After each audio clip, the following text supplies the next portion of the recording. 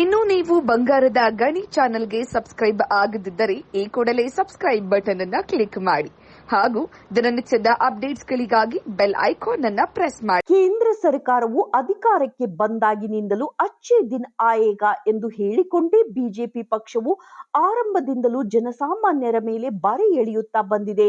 ಇದೀಗ ರೈತರ ರಾಸಾಯನಿಕ ಗೊಬ್ಬರಗಳ ಬೆಲೆಯನ್ನು ಏರಿಸಿರುವುದನ್ನು ಖಂಡಿಸಿ ಸಂಡೂರು ವಿಧಾನಸಭಾ ಕ್ಷೇತ್ರದ ಯುವ ಕಾಂಗ್ರೆಸ್ ಸಮಿತಿಯು ಪಟ್ಟಣದ ಎಪಿಎಂಸಿ ಮೈದಾನದಲ್ಲಿ ಪ್ರಾರಂಭಿಸಿ ವಿಜಯ ವೃತ್ತ ಮಾರ್ಗವಾಗಿ ತಾಲೂಕಾ ದಂಡಾಧಿಕಾರಿಗಳ ಕಚೇರಿಯವರೆಗೆ ಎತ್ತಿನ ಬಂಡಿಗಳ ಮೂಲಕ ಬೃಹತ್ ಪ್ರತಿಭಟನೆಯನ್ನ ಹಮ್ಮಿಕೊಂಡರು. ಈ ಸಮಸ್ಯೆಯನ್ನು ಬಗೆಹರಿಸುವಂತೆ ಸಹಕರಿಸಬೇಕೆಂದು ಉಪ ತಹಶೀಲ್ದಾರರಾದ ಸುಮಾ ಆರ್ಮನಿ ಇವರಿಗೆ ಮನವಿ ಪತ್ರ ಸಲ್ಲಿಸಿದರು. ನಂತರ ಕೇಂದ್ರ ಸರ್ಕಾರದ ವಿರುದ್ಧ ಘೋಷಣೆ ಕೂಗುತ್ತಾ ಬಳ್ಳಾರಿ ಯುವ ಕಾಂಗ್ರೆಸ್ ಸಮಿತಿ ಅಧ್ಯಕ್ಷ ಮಂಜುನಾಥ್ ಎನ್ಕೆಎಸ್ ಮಾತನಾಡಿ, ರೈತ ದೇಶದ ಬೆನ್ನೆಲುಬು, ಆದರೆ ರೈತನ ಸಹಕಾರಕ್ಕೆ ಸರ್ಕಾರ ಕೈ ಜೋಡಿಸುತ್ತಿಲ್ಲ.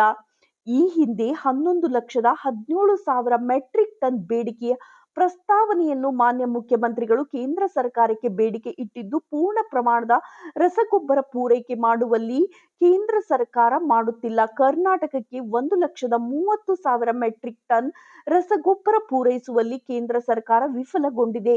ಯಾವ ಕ್ಷೇತ್ರದಲ್ಲಿ ಬಿಜೆಪಿ ಸರ್ಕಾರ ಇದೆ ಆ ಭಾಗದಲ್ಲಿ ಅವಶ್ಯಕತೆಗಿಂತ ಹೆಚ್ಚು ರಸಗೊಬ್ಬರ ಸರಬರಾಜು ಮಾಡುತ್ತಿದೆ. ಆದರೆ ನಮ್ಮ ಕರ್ನಾಟಕ ಸರ್ಕಾರಕ್ಕೆ ಮಾತ್ರ ಹಿಂದೇಟು ಹಾಕುತ್ತಿದೆ ಎಂದು ರೈತರ ಪರವಾಗಿ ಆಕ್ರೋಶವನ್ನು ವ್ಯಕ್ತಪಡಿಸಿದರು. ಈ ಸಂದರ್ಭದಲ್ಲಿ ವಿಧಾನಸಭಾ ಕ್ಷೇತ್ರದ ಯುವ ಕಾಂಗ್ರೆಸ್ ಅಧ್ಯಕ್ಷ ಬಸವರಾಜ್ ಬ್ರೂಸ್ಲಿ, ಸಂಡೂರು ಬ್ಲಾಕ್ ಕಾಂಗ್ರೆಸ್ ಅಧ್ಯಕ್ಷ ರುದ್ರಗೌಡ, ಬಳ್ಳಾರಿ ಗ್ರಾಮೀಣ ಮಹಿಳಾ ಕಾಂಗ್ರೆಸ್ ಅಧ್ಯಕ್ಷೆ ಶ್ರೀಮತಿ ಆಶಾಲತಾ ಸೋಮಪ್ಪ, ತೋರಣಗಲ್ಲು ಬ್ಲಾಕ್ ಕಾಂಗ್ರೆಸ್ ಅಧ್ಯಕ್ಷ ಮದರ್ ಬಾಷಾ, ಉಪಾಧ್ಯಕ್ಷ ಮಹೇಂದ್ರ ಕುಮಾರ್, ವಿನೋದ್ ಕುಮಾರ್, ನಾಸೀರ್, ಪುರಸಭೆ ಅಧ್ಯಕ್ಷ ಸಿರಾಜ್ ಹುಸೇನ್, ಮಾಜಿ ಅಧ್ಯಕ್ಷ ಎಲ್ಎಚ್ ಶಿವಕುಮಾರ್, ಪುರಸಭೆ ಸದಸ್ಯರಾದ ಸಂತೋಷ್, ಸುರೇಶ್, ಹನುಮೇಶ್ ಮತ್ತಿತರರು ಭಾಗವಹಿಸಿದ್ದರು. ವರದಿ ಅಂಜಿನಪ್ಪ ಚೆಲ್ವಾದಿ. ಧಿಕ್ಕಾರ ಧಿಕ್ಕಾರ ಧಿಕ್ಕಾರ ಧಿಕ್ಕಾರ ಧಿಕ್ಕಾರ ಧಿಕ್ಕಾರ ರೈತ ವಿರೋಧಿ ಕೇಂದ್ರ ಸರ್ಕಾರಕ್ಕೆ ಧಿಕ್ಕಾರ ಧಿಕ್ಕಾರ ರೈತ ವಿರೋಧಿ ಕೇಂದ್ರ ಸರ್ಕಾರಕ್ಕೆ ಧಿಕ್ಕಾರ ಧಿಕ್ಕಾರ ರೈತರಿಗೆ ಅನ್ಯಾಯ ಮಾಡುತ್ತಿರುವ ಕೇಂದ್ರ ಸರ್ಕಾರಕ್ಕೆ ಧಿಕ್ಕಾರ ಧಿಕ್ಕಾರ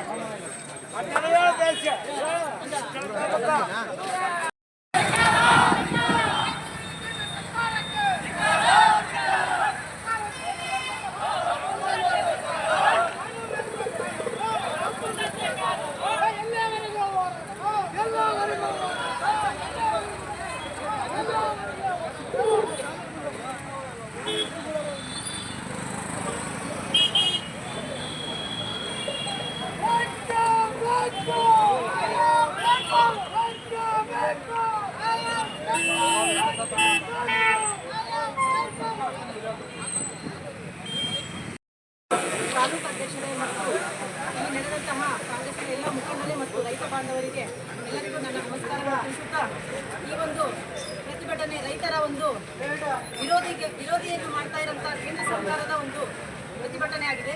ಈ ಒಂದು ಪ್ರತಿಭಟನೆಗೆ ನಮ್ಮ ರೈತರಿಗೆ ಸರಿಯಾದ ಸಮಯಕ್ಕೆ ಬೀಜ ಗೊಬ್ಬರಗಳನ್ನು ಕೊಡದೆ ಮಲತಾಯಿ ಧೋರಣೆಯನ್ನು ಮಾಡ್ತಾ ಇದ್ದಾರೆ ನಮ್ಮ ಕೇಂದ್ರ ಸರ್ಕಾರದವರು. ಅದಕ್ಕಾಗಿ ನಾವಿವತ್ತು ಕೇಂದ್ರ ಸರ್ಕಾರದ ವಿರುದ್ಧ ಈ ಒಂದು ಪ್ರತಿಭಟನೆಯನ್ನು ಮಾಡ್ತಾ ಇದ್ದೀವಿ. ಅವರು ಸರಿಯಾದ ಸಮಯಕ್ಕೆ ಈ ಒಂದು ರಸಗೊಬ್ಬರವನ್ನು ವಿತರಿಸಿ ನಮ್ಮ ರೈತರನ್ನ ದೇಶದ ಬೆನ್ನೆಲುಬು ಅಂತಂದು ಹೇಳ್ತಾ ಇರೋಂಥ ಕೇಂದ್ರ ಸರ್ಕಾರ ನಮ್ಮ ರೈತರಿಗೆ ಅನ್ಯಾಯ ಮಾಡ್ತಾ ಇದ್ದಾರೆ.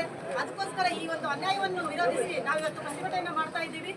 ಈ ಒಂದು ಪ್ರತಿಭಟನೆಗೆ ತಾವೆಲ್ಲರೂ ಆಗಮಿಸಿ ತಾವೆಲ್ಲರೂ ಸಹಕಾರ ಮಾಡಿದ್ದಕ್ಕೆ ತಮ್ಮೆಲ್ಲರಿಗೂ ಧನ್ಯವಾದ ತಿಳಿಸುತ್ತಾ ನಾನು ಎರಡು ಮಾತನ್ನು ಮುಗಿಸ್ತೇನೆ.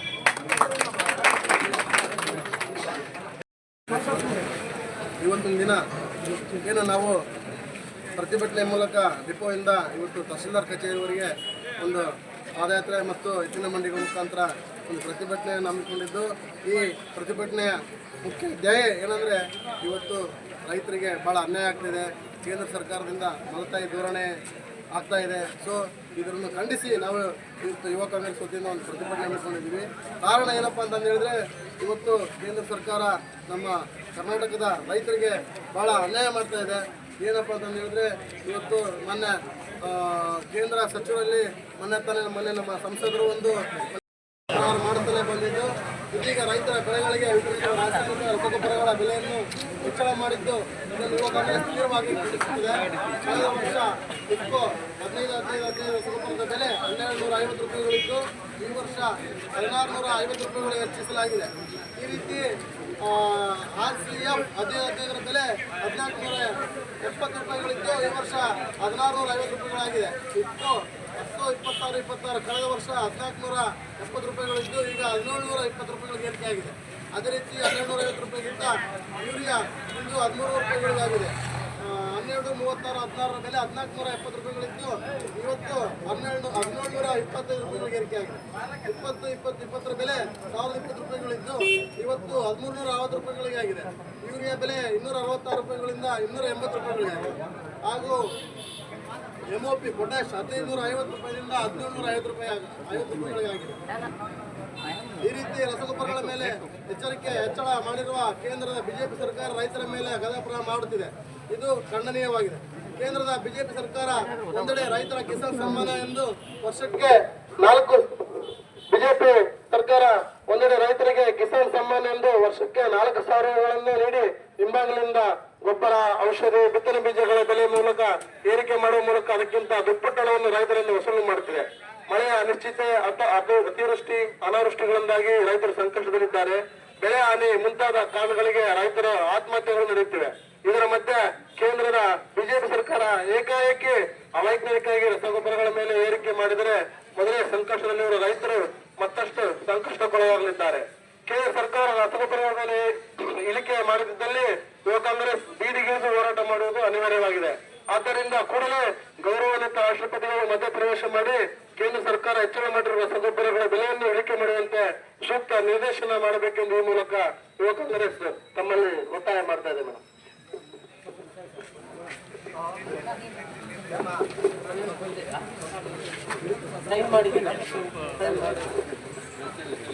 ಸ್ವಲ್ಪ ಹಿಂದೆ ಬರ್ರಿ, ಹಿಂಗೆ ತೆಗ್ತಾರೆ.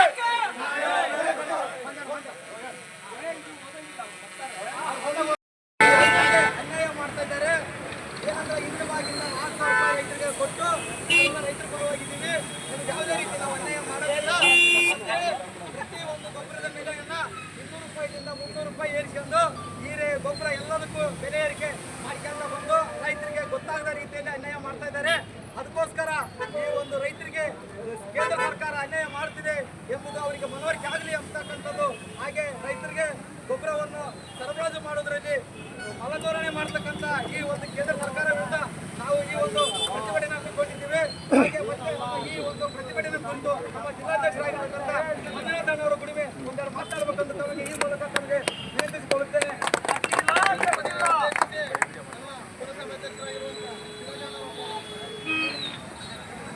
ಎಲ್ಲರಿಗೂ ನಮಸ್ಕಾರ.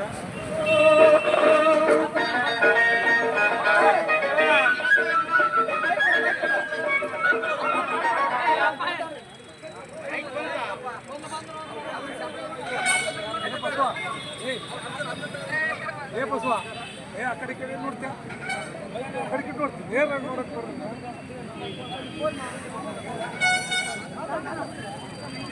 ಮೊಬೈಲ್ ಸ್ವಲ್ಪ ಹಿಂದಕ್ಕೆ ಬಾಣ ಬಂದ್ಬಿಡುತ್ತೆ ಸ್ವಲ್ಪ ಹಿಂದಕ್ಕೆ ಅಂತ ಬಾಣ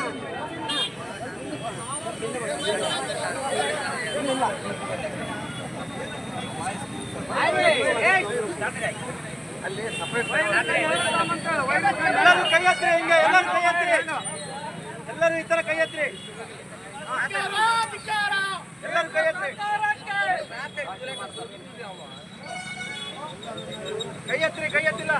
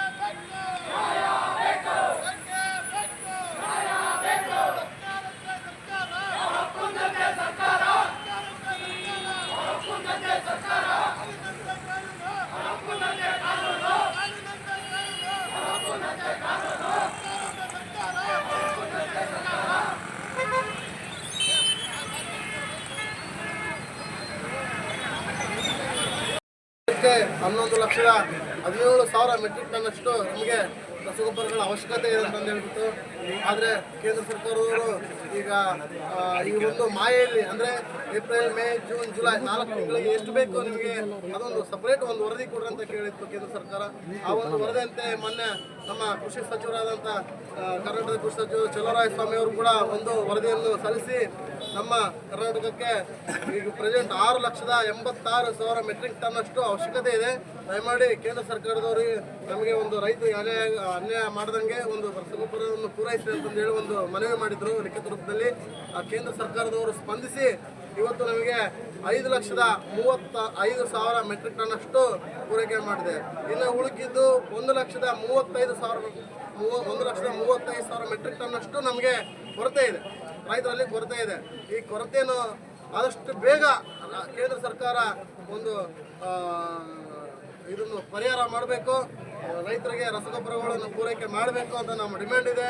ಇವತ್ತೇನು ಕೇಂದ್ರ ಸರ್ಕಾರದವರು ಅಚ್ಚೇ ದಿನ ಆಯೋಗ ಅಂತ ಹೇಳ್ಬಿಟ್ಟು ನಮ್ಮ ಕೇಂದ್ರದ ಅಧಿಕಾರದ ಗದ್ದುಗೆಯನ್ನು ಹಿಡಿದಿದ್ರು. ಇವತ್ತು ರೈತರಿಗೆ ಅನ್ಯಾಯ ಮಾಡುವಂಥ ಕೆಲಸ ಮೊನ್ನೆ ಕೇಂದ್ರ ಸರ್ಕಾರ ಮಾಡ್ತಾ ಇದೆ. ಏನಪ್ಪ ಅಂತಂದು ಹೇಳಿದ್ರೆ ರಸಗೊಬ್ಬರಗಳ ಬೆಲೆ ಏರಿಕೆ ಮಾಡ್ತಾ ಇದ್ದಾರೆ, ಸರಿಯಾದ ಸಮಯಕ್ಕೆ ಒಂದು ರಸಗೊಬ್ಬರಗಳ ಪೂರೈಕೆ ಆಗ್ತಾ ಇಲ್ಲ. ಈಗ ಈ ಮಳೆಗಾಲದಲ್ಲಿ ಈಗ ಅರ್ಜೆಂಟು ರಸಗೊಬ್ಬರಗಳ ಕೊರತೆ ಕರ್ನಾಟಕದಲ್ಲಿ ಎದ್ದು ಕಾಣ್ತಾ ಇದೆ. ಈಗ ಸರಿಯಾದ ಸಮಯದಲ್ಲಿ ರಸಗೊಬ್ಬರಗಳ ಪೂರೈಕೆ ಆದಲ್ಲಿ ಮಾತ್ರ ಒಂದು ಒಳ್ಳೆ ಫಲ ಬರಲಿಕ್ಕೆ ಸಾಧ್ಯ ಇದೆ. ಈಗ ಅವಧಿ ಮೀರಿ ಒಂದು ರಸಗೊಬ್ಬರಗಳ ಪೂರೈಕೆ ಆದಲ್ಲಿ ಬೆಳೆ ಕುಂಠಿತ ಆಗ್ತದೆ, ರೈತರಿಗೆ ಅನ್ಯಾಯ ಆಗ್ತದೆ, ರೈತರ ಬೆಳೆದ ಬೆಳೆಗೆ ಸರಿಯಾದ ಬೆಲೆ ಸಿಗೋದಿಲ್ಲ. ಸೊ ಹಿಂಗಾಗಿ ಎಲ್ಲ ರೀತಿಯಿಂದಲೂ ರೈತರಿಗೆ ಅನ್ಯಾಯ ಆಗ್ತಾ ಇದೆ. ಒಂದು ಕಿಸಾನ್ ಸಮ್ಮಾನ್ ಯೋಜನೆ ಅಂತಂದೇಳಿ ಒಂದು ಕೇಂದ್ರ ಸರ್ಕಾರ ಒಂದು ಕೈಲಿಂದ ಕೊಟ್ಟು ಇನ್ನೊಂದು ಕೈಲಿಂದ ಕಿತ್ಕೊಳ್ಳೋಂಥ ಕೆಲಸ ಮಾಡ್ತಾ ಇದೆ. ಇದೆಲ್ಲ ಬಿಡಬೇಕು. ಇದನ್ನು ಬಿಡದೆ ಹೋದರೆ ನಾವು ಯುವ ಕಾಂಗ್ರೆಸ್ ಕರ್ನಾಟಕದಾದ್ಯಂತ ಮತ್ತು ದೆಹಲಿಯಾದ್ಯಂತ ಬಂದು ನಿಮ್ಮ ವಿರುದ್ಧ ಸಂಸತ್ ಭವನ ಮುತ್ತಿಗೆ ಹಾಕುವಂಥ ಕೆಲಸ ನಾವು ಯುವ ಕಾಂಗ್ರೆಸ್ ಮಾಡ್ತಾ ಇದ್ದೇವೆ ಅಂತ ಹೇಳಿ ಈ ಮೂಲಕ ನಾನು ಕೇಂದ್ರ ಸರ್ಕಾರವನ್ನು ಖಂಡಿಸ್ತಾ ಇದ್ದೇನೆ. ಧನ್ಯವಾದ. ಬೇರೆ ರಾಜ್ಯಗಳಿಗೇನೋ ಈಗ ಕೇಂದ್ರದಲ್ಲಿ ಮಲ್ತಾಯಿ ಧೋರಣೆ ಮಾಡ್ತಾ ಇದೆ ಅಂತಂದು ಹೇಳಿಕ್ಕೆ ಒಂದೇ ಒಂದು ಬೆಸ್ಟ್ ಎಕ್ಸಾಂಪಲ್ ಅಂತಂದು ಹೇಳಿದ್ರೆ UPಯಲ್ಲಿ ಉತ್ತರ ಪ್ರದೇಶದಲ್ಲಿ ಮತ್ತು ರಾಜಸ್ಥಾನದಲ್ಲಿ ಅಗತ್ಯ ಮೀರಿ 11%ನಷ್ಟು ರಸಗೊಬ್ಬರ ಪೂರೈಕೆ ಮಾಡಿದೆ. ಅಂದರೆ ಇಲ್ಲಿ ಕ್ಲಿಯರ್ ಆಗಿ ಅರ್ಥ ಆಗ್ತಾ ಇದೆ ಕರ್ನಾಟಕಕ್ಕೆ ಮಲ್ತಾಯಿ ಧೋರಣೆ ಮಾಡ್ತಾ ಇದೆ ಅಂತ ಹೇಳಿ. ಮತ್ತು ಬೇರೆ ಬೇರೆ ವಿಷಯಗಳಲ್ಲಿ ರೈತರಿಗೋಸ್ಕರ ಬಂದಿರೋದ್ರಿಂದ ರೈತರ ಪರವಾಗಿ ಮಾಡ್ತಾ ಇದ್ದೀವಿ. ಬೇರೆ ಬೇರೆ ವಿಷಯಗಳು ಅವಾಗಲೇ ನಮಗೆ ಮಾಹಿತಿ ಇರ್ಬೋದು. GST ವಿಷಯದಲ್ಲಿ ಅನ್ಯಾಯ ಮಾಡಿದೆ, ನಮ್ಮ ಕರ್ನಾಟಕ ಕೂಡ ಪಾಲ್ ಬಗ್ಗೆ ಅನ್ಯಾಯ ಮಾಡ್ತಾ ಇದೆ, ಎಲ್ಲ ರೀತಿಯಿಂದ ಅನ್ಯಾಯ ಮಾಡ್ತಾನೆ ಬಂದಿದೆ. ಇದು ಅದೆಲ್ಲ ಮಾಡಿದ್ರು ಕೂಡ ವ್ಯವಹಾರ ನಡೀತದೆ. ಬಟ್ ಈ ಒಂದು ರೈತರಿಗೆ ಅನ್ಯಾಯ ಮಾಡಿದೆ ಯಾರು ಕೂಡ ಸಹಿಸೋಕ್ಕಾಗಲ್ಲ. ಒಂದು ವರ್ಷ ರೈತರೇನೋ ಬೆಳೆ ಬೆಳೆದು ಬಿಟ್ರೆ ಕೆಲವರು ಉಪವಾಸ ಸಾಯಬೇಕಾಗ್ತದೆ.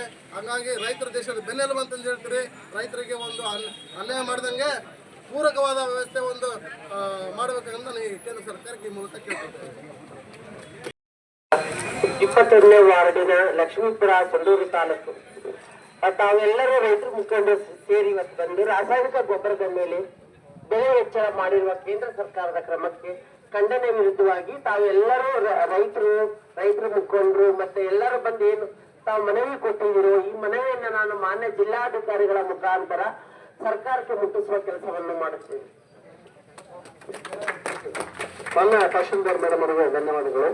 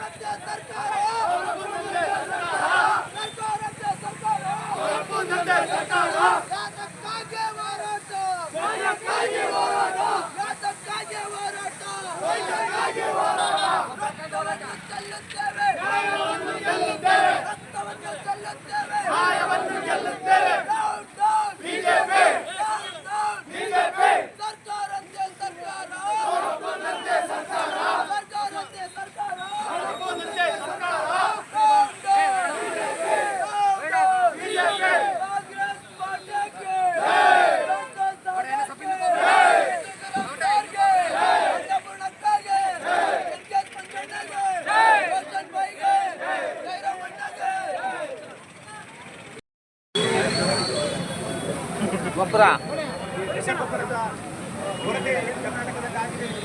ಪ್ರಯುಕ್ತ ಒಂದು ದೊಡ್ಡ ಮಟ್ಟಕ್ಕೆ ನಾವು ಏನು ರೈತ ಹಮ್ಮಿಕೊಳ್ಳುವ ಉದ್ದೇಶ ಒಂದೇ, ಕೇಂದ್ರ ಸರ್ಕಾರ ಎಲ್ಲ ರಾಜ್ಯಗಳಿಗೆ ಸಮಪಾಲು ತಾಯಿ ಧೋರಣೆ ಮಾಡಬೇಕು. ಅದರಲ್ಲಿ ಕೇಂದ್ರ ಸರ್ಕಾರ ಸಂಪೂರ್ಣವಾಗಿ ವಿಫಲವಾಗಿದೆ. ಇದರಲ್ಲಿ ಒಂದು ಎಚ್ಚರಿಕೆ ಕೂಡ ಹೇಳಿದರೆ ಎಲ್ಲ ರಾಜ್ಯಗಳಿಗೆ ಯಾವ ಥರ ಪೂರೈಸಿದ್ರು ಅದೇ ಥರ ಕರ್ನಾಟಕದ ರೈತರಿಗೆ ರಸಗೊಬ್ಬರ ಪೂರೈಸಬೇಕಂತ ಹೇಳಿ ಎಚ್ಚರಿಕೆ ಬರ್ತದೆ.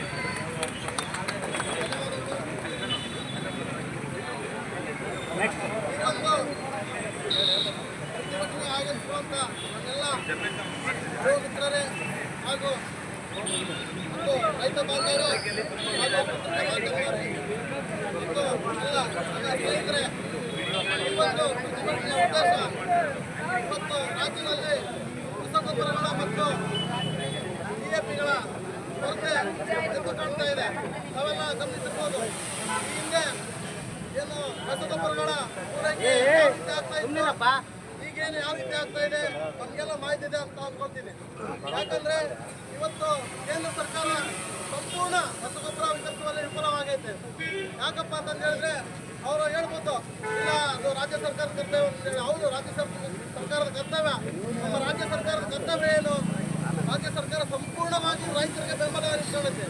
ಇವತ್ತು ಕೇಂದ್ರ ಸರ್ಕಾರ ಹೇಳ್ತಾ ಇದೆ ನಾವು ಪರಿಪೂರ್ಣವಾಗಿ ರಸಗೊಬ್ಬರಗಳನ್ನು ಪೂರೈಕೆ ಮಾಡಿದ್ದೀವಿ ಅಂತಂದೇಳಿ. ಇವತ್ತಿಗೂ ಕೂಡ ನಮ್ಮ ಕರ್ನಾಟಕಕ್ಕೆ ಮಾನ್ಯ ಮುಖ್ಯಮಂತ್ರಿಗಳು 11,17,000 ಮೆಟ್ರಿಕ್ ಟನ್ ಪೂರೈಕೆ ಆಗಬೇಕು ಅಂತಂದೇಳಿ ಮಾನ್ಯ ಕೇಂದ್ರ ಸಚಿವರಿಗೆ ಒಂದು ಲಿಖಿತ ರೂಪದಲ್ಲಿ ಮನವಿ ಮಾಡಿಕೊಂಡಿದ್ರು. ಆದರೆ ಈ ವರ್ಷ 2025-26ರಲ್ಲಿ 11,17,000 ಟನ್ ಮೆಟ್ರಿಕ್ ಟನ್ ಅಷ್ಟು ಅವಶ್ಯಕತೆ ಇತ್ತು. ಆದರೆ ಕೇಂದ್ರ ಸರ್ಕಾರ ಜುಲೈ, ಏಪ್ರಿಲ್, ಮೇ 3 ತಿಂಗಳಿಗೆ ಆಗಷ್ಟು 6,87,000 ಮೆಟ್ರಿಕ್ ಟನ್ ಅಷ್ಟು ಅವಶ್ಯಕತೆ ಇತ್ತು. ಆದರೆ ಕೇಂದ್ರ ಸರ್ಕಾರ 5,30,000 ಮೆಟ್ರಿಕ್ ಟನ್ ಮಾತ್ರ ಪೂರೈಸಿದೆ. ಈಗ ಕರ್ನಾಟಕ ರಾಜ್ಯದಲ್ಲಿ ಪ್ರತಿ ಜಿಲ್ಲೆ ಹೋಲಿಸಿದ್ರೆ ಸರಾಸರಿ 1,65,000 ಮೆಟ್ರಿಕ್ ಟನ್ ಶಾರ್ಟೇಜ್ ಇದೆ. ಇದನ್ನ ಕೇಂದ್ರ ಸರ್ಕಾರದವ್ರು ಕೇಳಿದ್ರೆ ಇಲ್ಲ ನಮ್ಮ ಕಡೆಯಿಂದ ಆಗೋಗ್ತಿದೆ ಅಂತ ಹೇಳ್ತಾರೆ. ಈಗ ನಮ್ಮ ರಾಜ್ಯದ ಮತ್ತು ಉತ್ತರ ಪ್ರದೇಶ ಹಾಗೂ ರಾಜಸ್ಥಾನಗಳಲ್ಲಿ ಕಂಪೇರ್ ಮಾಡ್ಕೊಂಡ್ರೆ ಅದಕ್ಕಾಗಿ ಹೋರಾಟ, ಅನ್ಯಾಯ ಅನ್ಯಾಯ, ಅನ್ಯಾಯ ಅನ್ಯಾಯ, ಸರ್ಕಾರಂತೆ ಸರ್ಕಾರ, ಸರ್ಕಾರಂತೆ ಸರ್ಕಾರ,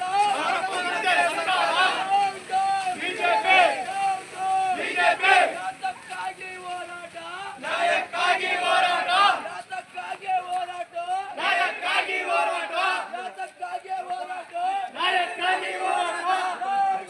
ಬಿಜೆಪಿ ಬಿಜೆಪಿ ಬಿಜೆಪಿ, ಸರ್ಕಾರಂತೆ ಸರ್ಕಾರ, ಸರ್ಕಾರಂತೆ ಸರ್ಕಾರ, ಸರ್ಕಾರಂತೆ ಸರ್ಕಾರ, ಸರ್ಕಾರಂತೆ ಸರ್ಕಾರ.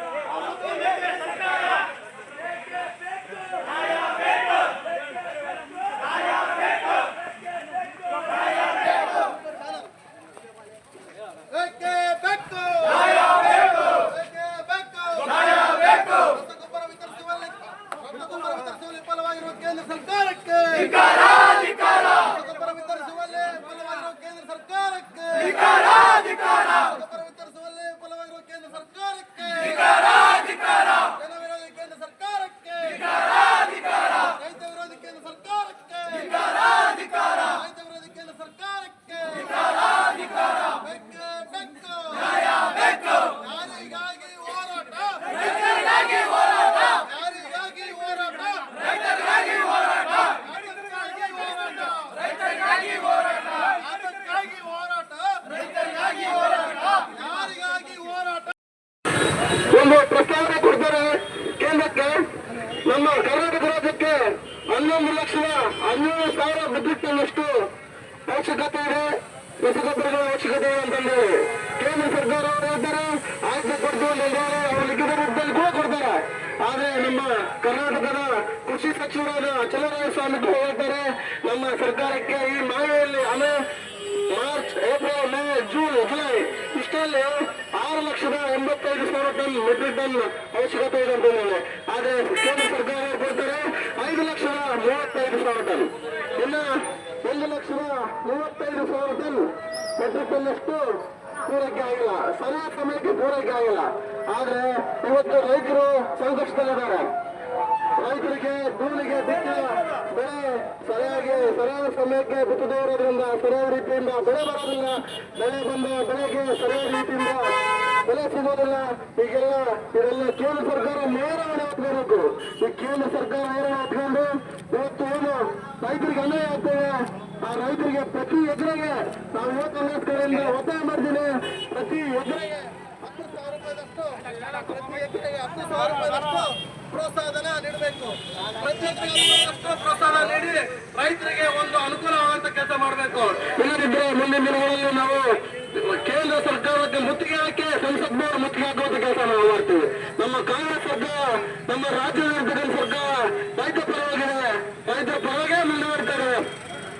ಇಷ್ಟು ಹೇಳಿ ನನ್ನ ಮಾತನ್ನು ಮುಗಿಸ್ತಾ ಇದ್ದೇನೆ. ಧನ್ಯವಾದಗಳು. ಈ ಒಂದು ಪ್ರಸ್ತಾವನೆಯನ್ನು ನಾವು ತಹಶೀಲ್ದಾರ್ ಮುಖಾಂತರ ನನ್ನ ರಾಷ್ಟ್ರಪತಿಗಳಿಗೆ ಕೊಡ್ತಾ ಇದ್ದೇವೆ. ರಾಷ್ಟ್ರಪತಿಗಳು ಈ ಒಂದು ವಿಷಯವನ್ನು ಗಮನದಲ್ಲಿಟ್ಟುಕೊಂಡು ರಾಜ್ಯಪಾಲ ಮುಖಾಂತರ ರಾಷ್ಟ್ರಪತಿಗಳು ಮಧ್ಯಪ್ರವೇಶ ಮಾಡಿ ನಮ್ಮ ರೈತರಿಗೇನು ಅನ್ಯಾಯ ಆಗ್ತಾ ಇದೆ ಆ ಅನ್ಯಾಯನ ಸರಿಪಡಿಸಬೇಕು. ಒಂದು ಕೈಯಿಂದ ಕೇಂದ್ರ ಸರ್ಕಾರವರು ಹೇಳ್ತಾರೆ, ಒಂದು ಕೈಯಿಂದ ಕೊಡ್ತಾರೆ, ಒಂದು ಕೈಯಿಂದ ಕಿತ್ಕೊಳ್ತಾರೆ. ಏನಪ್ಪಾ ಅಂದ್ರೆ ಒಂದು ಕಿಸಾನ್ ಸಮ್ಮಾನ್ ಯೋಜನೆ ಅಂತ ಹೇಳಿ ಒಂದು ಯೋಜನೆ, ಆ ಯೋಜನೆಯಲ್ಲಿ ಪ್ರತಿ ಒಬ್ಬರಿಗೆ 3,000 4,000 ಕೊಡ್ತಾರೆ. ಪ್ರತಿಯೊಬ್ಬರಿಗೆ 3,000 ಕೊಟ್ಟು ಹೆಚ್ಚಿನ ಮಟ್ಟದಲ್ಲಿ ನಮ್ಮ ರೈತರನ್ನ ವಸೂಲಿ ಮಾಡ್ತಾರೆ. ನಮ್ಮ ರಾಜ್ಯಕ್ಕೆ ಮಲತಾಯಿ ಧೋರಣೆ ಮಾಡ್ತಾರೆ.